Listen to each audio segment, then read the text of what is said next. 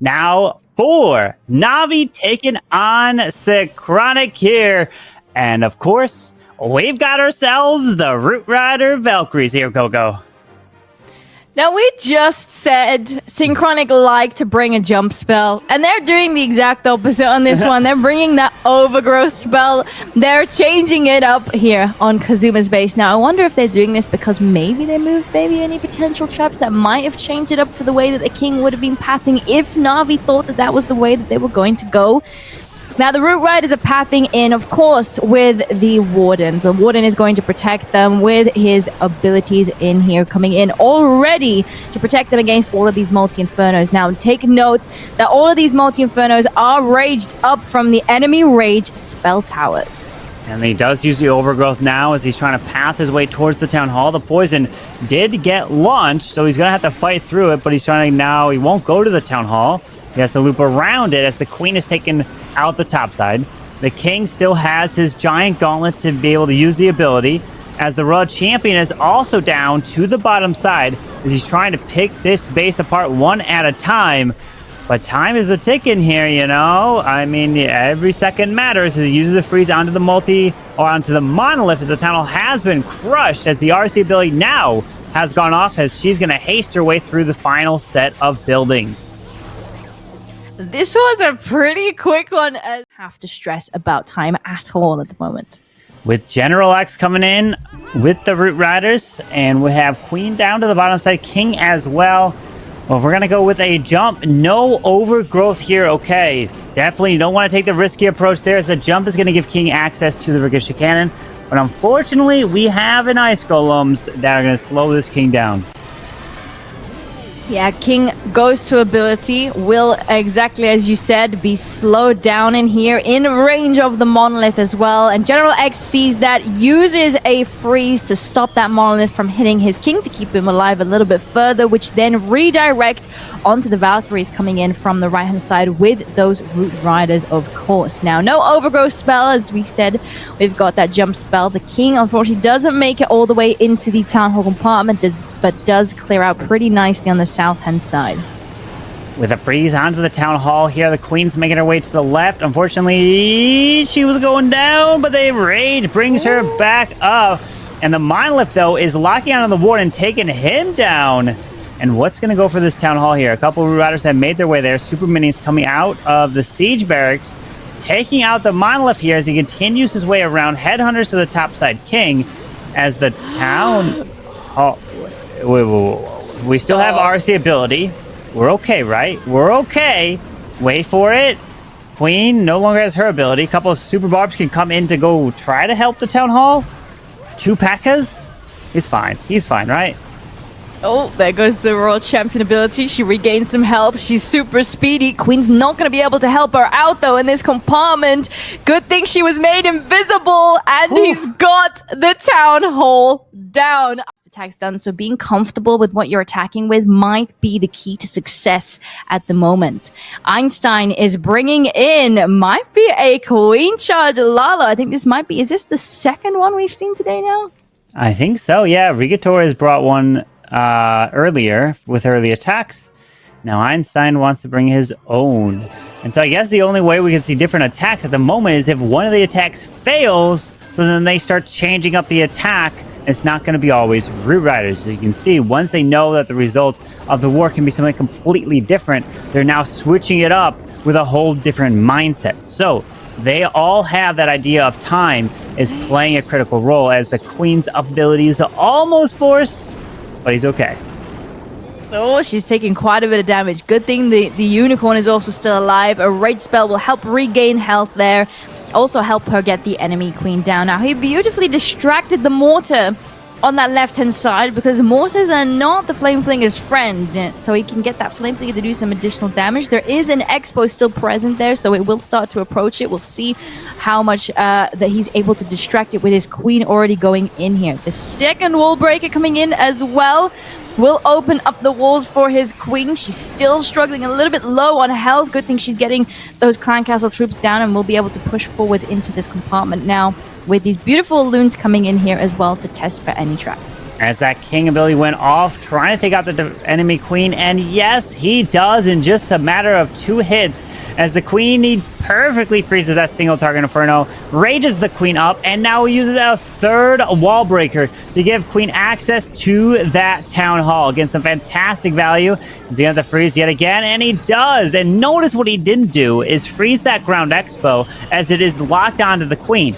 You don't want to freeze the expo so it stops hitting the queen, and then once it unfrozen, it would have went to the flame flinger, which could definitely be very bad. So have the queen tank it, as the warden now is moving with the Lalo and popping the ability to path towards the monolith, but the queen needs to grab this town hall.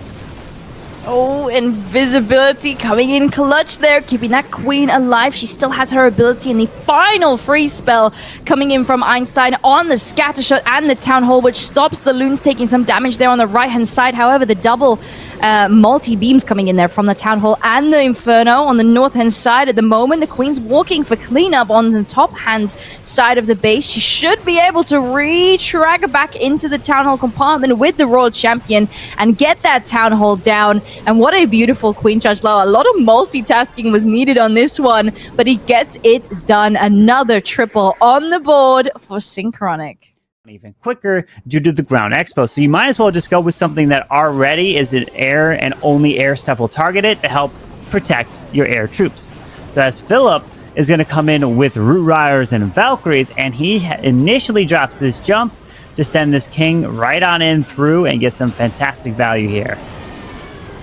Yeah, he's getting really nice value with his king pathing into here. Ability goes off and he can actually clear up multiple defenses at the same time.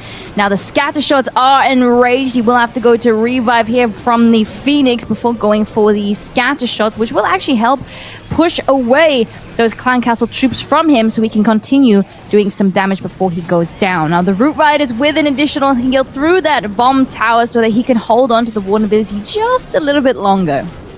As Valkyrie's super minions coming out of the siege barracks, P.E.K.K.A.s are running their way up to the top side, and now he pathing his way to the town hall with a Warden Eternal Tome and the Healing Tome to try to help bring them back up, and using a freeze early enough so the defensive Rage Spell Tower does not get activated, as the Royal Champ is also now coming down to the bottom side, trying to distract the Monolith with a Skeleton Spell. Yeah, Royal Champion can get some really nice value if she doesn't take too much damage. As you can see, the skeletons are also, they're just building up around that monolith as well. A few of them do go down to the multi-inferno though finally, but the Royal Champion gets it done. She still has the Fox, which is making her go invisible over and over again, which helps protect her. The ability goes off, speeding her up, and the amount of damage that she's doing, and it's all about cleanup. He's got it done. Another triple on the board for Synchronic. Now, dare I say it, what's going to happen with the final attack from them? Mark my words. What will he do? Will it be able to be a 3-star, or will it not? See what he's got.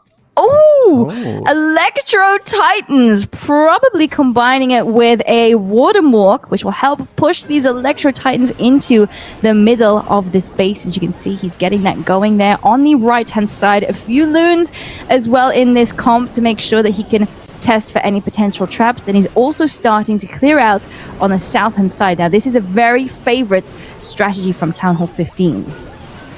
With these Electro Titans, 5 of them, as that Flame Flinger is going to try to grab the Ricochet Cannon from the bottom side. The Electro Titans are down with a jump as well to give him access straight into the Monolith compartment.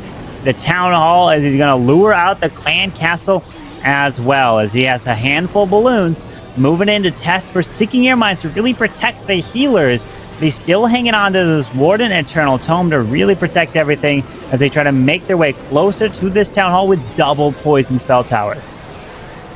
Now, as you see, the Clan Castle troops have emerged. He did not bring a poison spell, and the reason for this is that the aura from these Electro Titans do some additional damage on nearby traps, but also those Clan Castle troops. Now we've got them in range of that Town Hall. The healers are also taking some damage from this multi-inferno, so it's a perfect time for Mark to use that Warden ability to protect all these Electro Titans and the healers as well. Now, unfortunately, this multi-inferno is still standing, which will be doing a lot of damage on these healers.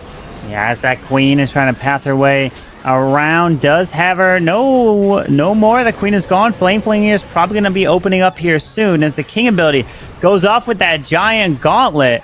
With one more rage and a freeze, the Royal Champion still has her ability, and she's making her way to the top side, goes invisible with that Spirit Fox, and then she passed not to the multi, but to the cannon to try to get towards that Tesla farm now. Yeah, this is just going to be a little bit slow on the end here. Royal Champion does have her ability. The Fox is still alive as well, which was making her invisible. It's not going to be up for much longer, though. One final invisible 4 seconds, I think it is, for the Royal Champion there, which before she uses her Royal Champion ability, which chains from defense to defense. She's a little bit distracted by some traps, but it's not going to be enough to slow this attack down. And Mark has come in with not only just a triple, but is finalizing the stats and getting a perfect war down for Synchronic against not only team, they're facing Navi as well.